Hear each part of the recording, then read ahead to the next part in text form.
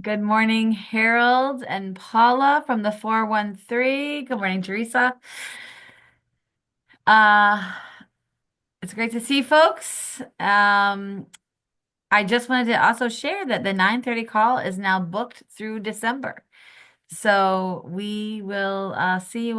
We're booking for January now, which is great.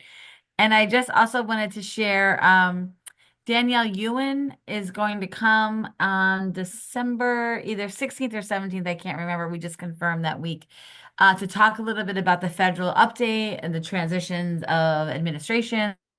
So I know I've gotten a few questions about kind of that. So Danielle, because the Congress is meeting about, the continuing resolution for the federal budget. So that is you will see it on the calendar, but I just wanted to let folks know that that is happening. So we're excited about that.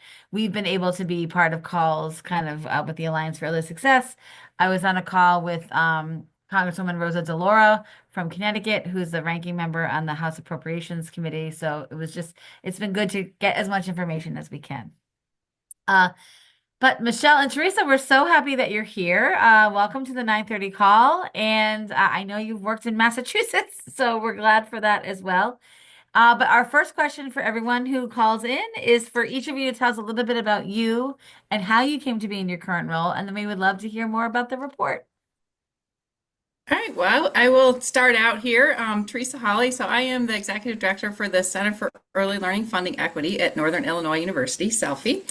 You guys may know us because we did some work in Massachusetts a couple of years ago on the cost of care, and it's super exciting to partner with folks in the department there in Massachusetts. My background is developmental psychologist, worked in a lot of different parts of the am I coming through there? I see my video is We falling can off hear here. you, but you are frozen. So carry Well, on. I'm gonna turn off my video. I'm having one of Okay, those mornings. It's all right. It's when Michelle introduces herself, I might actually switch computers. But great. my my background, as I said, a developmental psychologist, worked for years in community-based programs and in research, and then moved into state government, where I was in the Illinois State Governor's Office in and out for about 10 years, working on all aspects of this, and fell in love with the financing of early childhood. So that's what we're going to talk about. Michelle? Thanks. Yeah. Hi, good morning, everyone. I'm Michelle Bezark. I'm a senior researcher at Selfie and project director for the Shortchanged project. So I came to this work kind of circuitously, but also in probably a way that will sound pretty familiar to many of you. I was trained as sort of a cross between a historian and political scientist in a field called American Political Development, where I studied sort of the evolution of policies that affect young children. And was dead set on being an academic until 2020, when the COVID-19 affected me basically the way that it did every other parent of preschool and toddler age kids. We had 3 preschool closures in 4 years over that period of time. And I just, as like a policy nerd, got obsessed with this policy problem that I cared deeply about, and trying to understand what what the roots of this problem were. So I made this total career pivot and decided applied research was the have been, spent the last 4 years really trying to understand and hopefully offer some solutions for this policy problem that seems to be getting more and more complicated by the day. The deeper I understand it, the more complicated it becomes. So that's how I got to this. But similar to Theresa, I got also very obsessed with sort of how do we fund these programs, and that's what brings us to this project that we're excited to share with you. That's great. I see that Teresa has rejoined. So, Hi, Theresa. All right. And now I have to make sure that I'm not. I know I can remove you, but oh, no, you muted the wrong one. I usually don't have this kind of problem in the morning. Okay, I did it. I removed your other person, but I'm not going to report you to Zoom. I love You're it. good. You're good. All right. So we're going to talk today about a really big project that we're doing at Selfie, which we call the Shortchanged project. And what we're doing is looking at the amount of care and education in our country and comparing that to the amount of money that's being spent in the education system for kids once they reach kindergarten. So for kindergarten through age 12. Why are we doing this? Well, there are a lot of reports that talk about how much money we're spending on early care. And people talk about how much we spend in Head Start. People talk about how much we spend in childcare. People talk about how much we spend on pre-K. What we know at Selfie is that it doesn't really matter unless you put all of those together. Then you're not actually giving the story about how much money we're spending in early care and education in this country.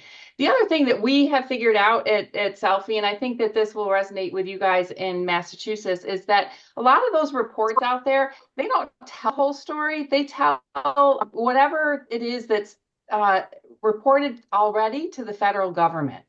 What do I mean by that? Well, I think something like child care assistance, we're sending reports in every year that the states are to the federal government about how we're spending that federal money that we received.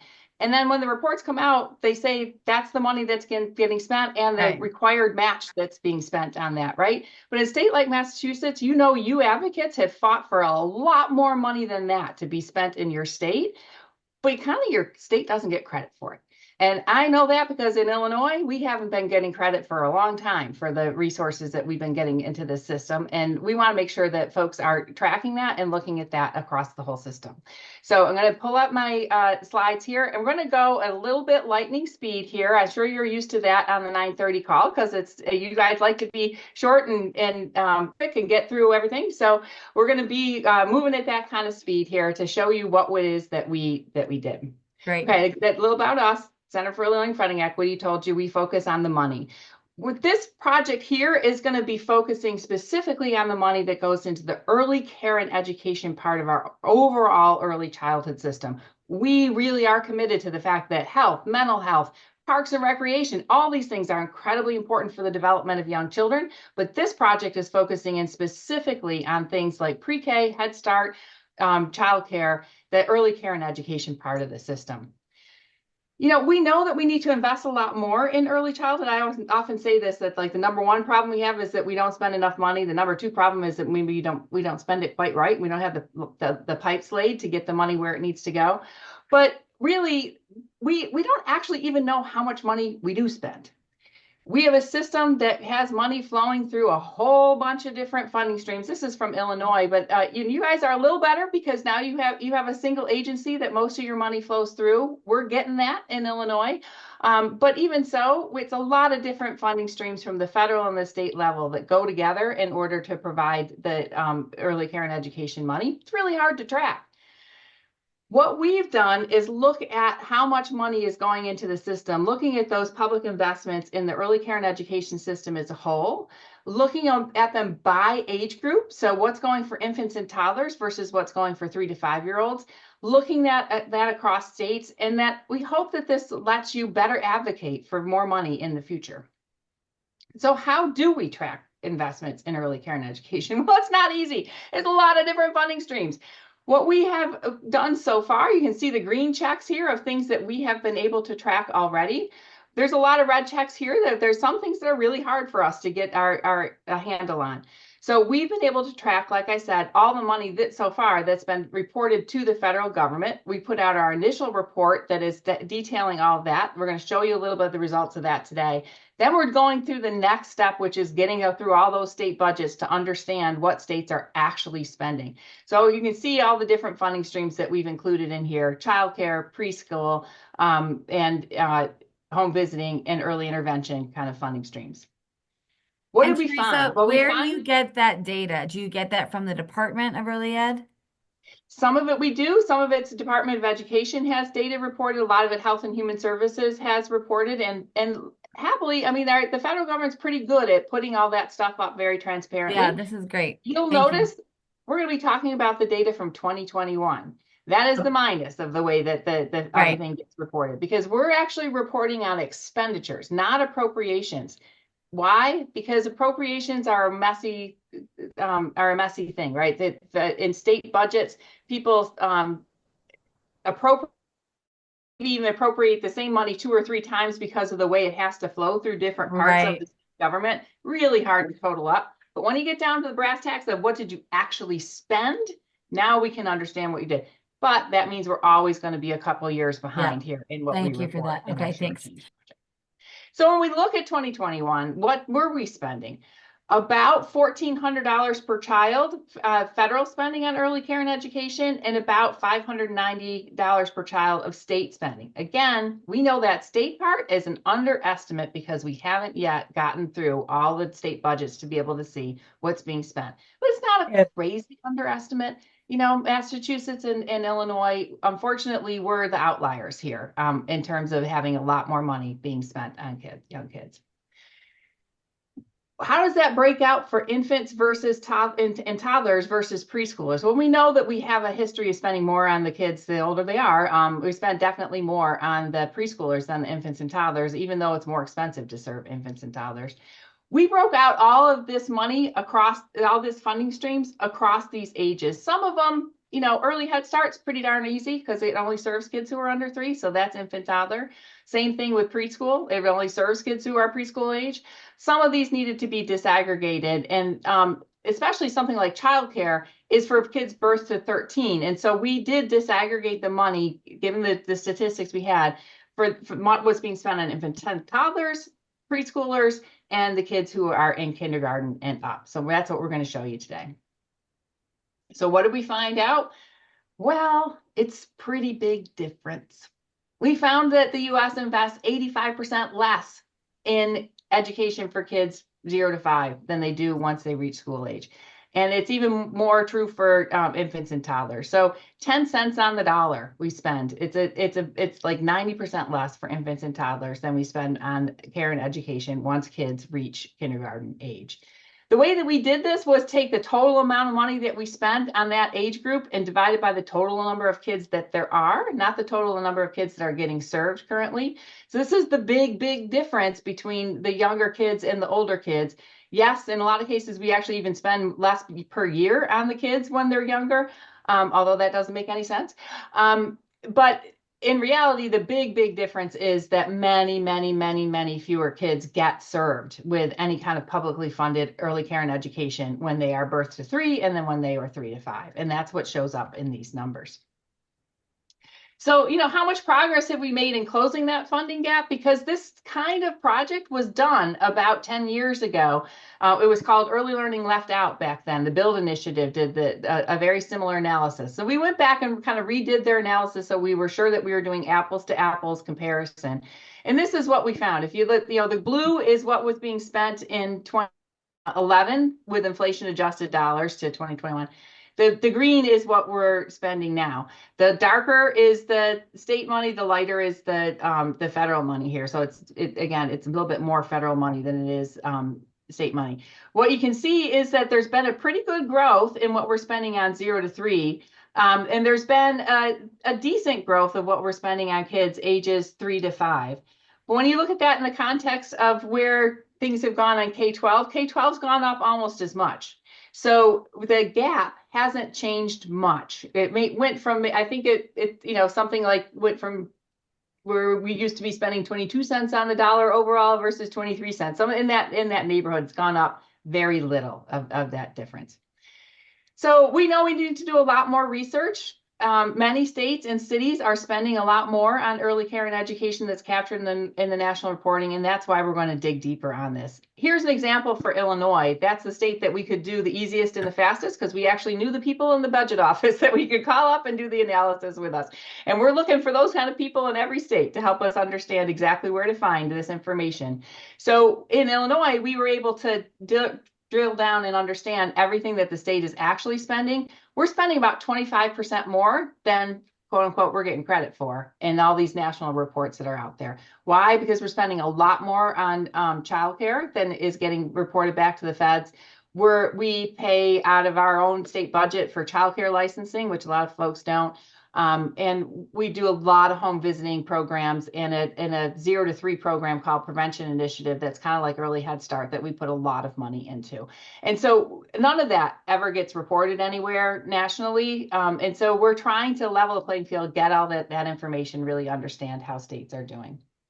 Massachusetts, we know that you guys are spending a lot of state dollars as well here. We know that you've got, the Commonwealth Cares for Kids, that state money didn't start until maybe after 2021, but a lot of things, childcare spending more than the feds are looking at, early intervention, all of that. So we know that there's more money to track here and to understand.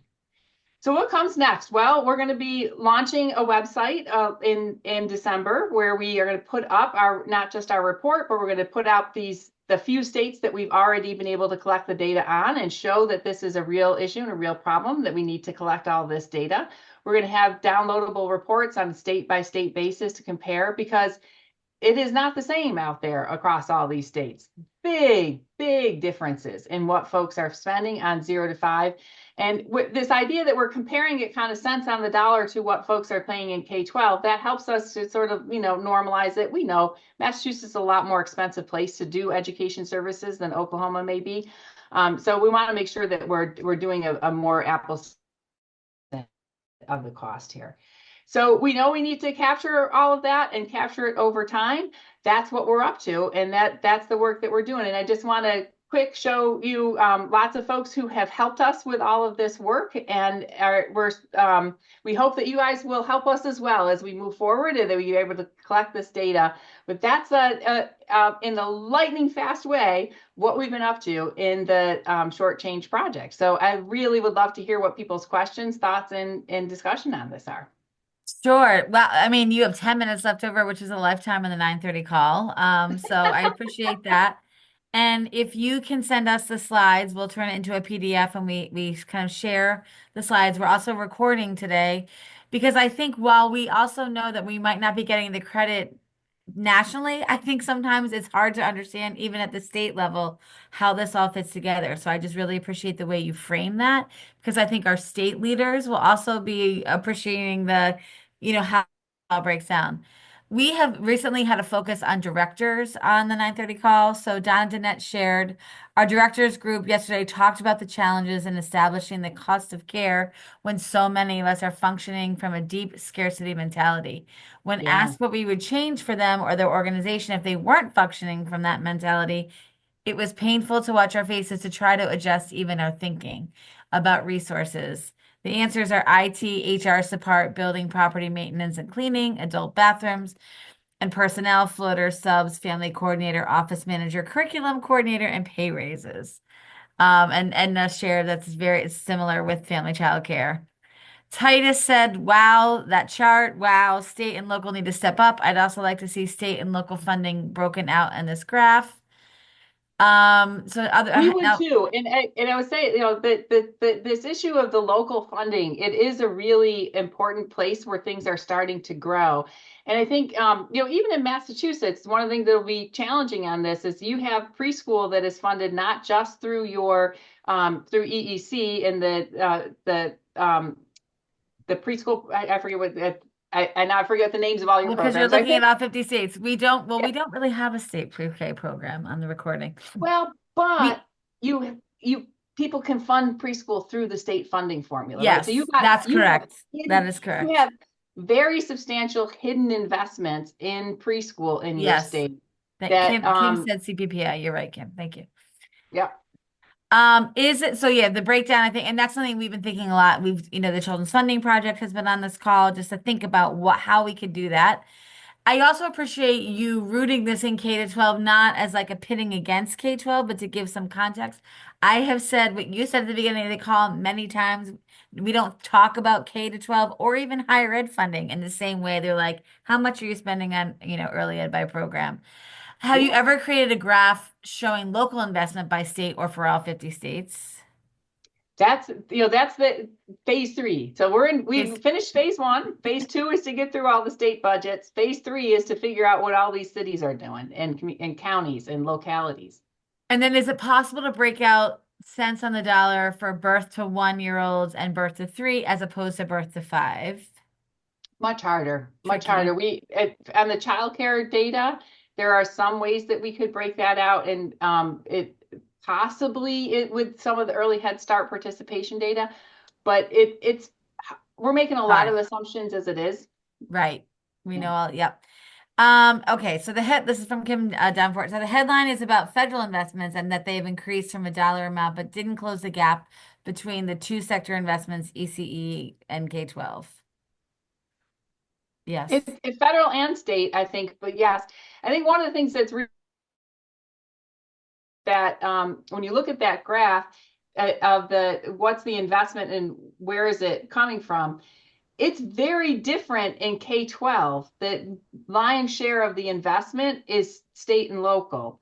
That's the big difference. The amount of Right. money that the federal government is investing for 0 to 3, 3 to 5 in K-12 is actually pretty similar. Right. The feds don't discriminate as much. It's the states. And right, so if that's similar, but still the state and local gaps are the local gaps are Right, bigger. because there is a dedicated and planned funding stream at the state level Right. and local level for K-12 education, and largely there's not for early childhood. And we've been talking about this because, like before, we used to say, and it was true, right, that most of the funding for early ed care is federal. And now we have a $475 million line item of those C3. So I think just in the last couple of weeks, we've been saying we need to understand how much is federal, how much is maintenance of effort, like exactly what you said in the beginning. And now we know EEC has data dashboards, which is exciting so we're excited about that. Edna wonders, what factors do you think might contribute to this happening in the early ed field? Are there any patterns or common challenges you've observed?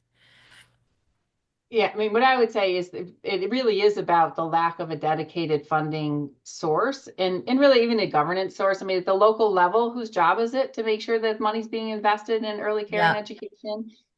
We know who's responsible for K-12. It's the school district. It's in the State Department of Education. Again, you guys are in a great position that you have a state department whose job it is to worry about early childhood, but they don't have that necessarily locally built out across the state, and they don't have the dedicated funding structure.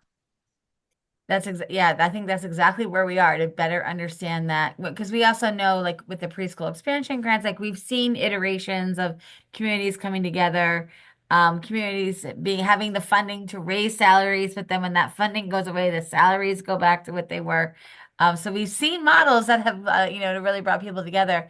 Michelle, would you add anything? I'm glad you pivoted in 2020 to do this research, but anything that you would add?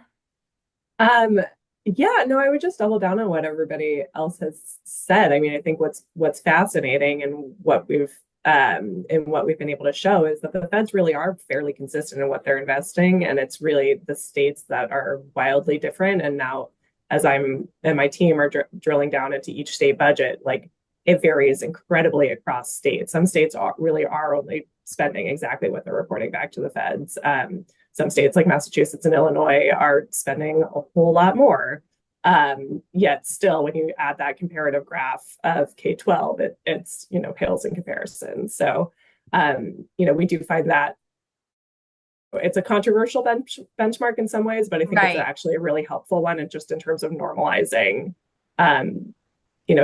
Nobody's arguing that we shouldn't be spending money on fourth graders for their care and Right. education. And, we're still having to make that argument for 2 and 3 year olds. So, Right. I think it would, we've been talking a lot. So one of the most exciting parts about our 4 year plus history in the 930 call is like we get to do advocacy 101 every day, right? So like we follow the state budget, we, think about legislation, legislators and folks in the administration come on the call.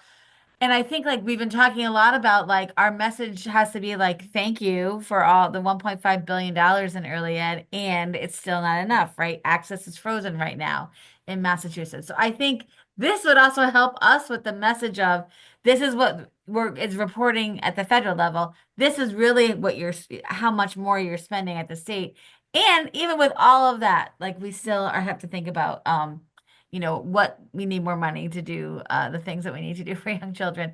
Teresa, what's your advice for states? Like, because I think and I should have said we appreciate you doing this work because this is exactly the work that we need to have done, both for advocates, both for the state, for legislators to understand the context. But what's your advice for states? So I really do think that pulling the money together like this and being able to track it is incredibly important as advocates, being able to sort of dashboard and put out there an understanding of what is the cost of adequacy of the system. I used to say it a lot when I was in leadership in Illinois. At the time we would say, we've all got in our heads this $5 billion a year system that we want to see, and we're spending 1.2, and we're all wondering why we are not accomplishing what we want to accomplish. And I do think Right. that keeping that in your mind of like, if the great gains that you have, yay, celebrate them. They're so important.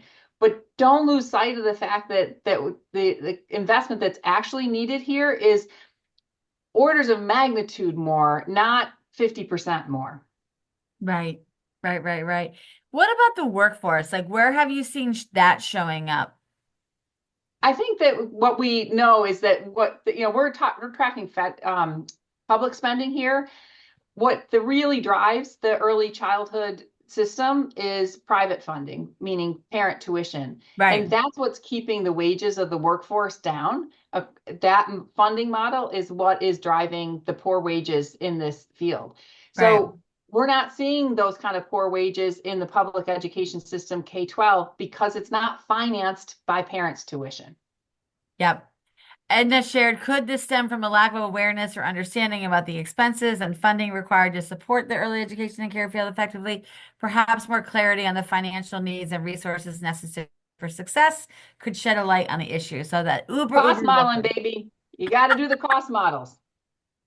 The cost valley baby. I love it. Well, it is 10 a.m. Teresa. You did go through that at lightning speed. So if you send us the slides and we'll add the recording to our YouTube channel and the slides for folks. And we are grateful for all the work that you have done in Massachusetts and just to have a place, an organization that's focused on the money and the financing. We need this. We all need this to be good advocates and just better understand. Thank you, Michelle, for putting the contact information in the chat. And please come back anytime. The 9:30 call. We had 60 people this morning. So anytime you have a report or need feedback or better understand things, please come back to the 9:30 call. Yes, Sounds thank you great. so Been much. very fun. Yes, and please reach out if you want to contribute to the project. All right. We will. Yes, yes. Thanks. Thank you so Thanks, much. Al. And folks, we will see you next week on Monday. We'll have the call on Monday and Tuesday of next week. So we'll stay tuned for the calendar and we'll see you then. Thanks. Thanks so much. Thank Bye. you. Bye.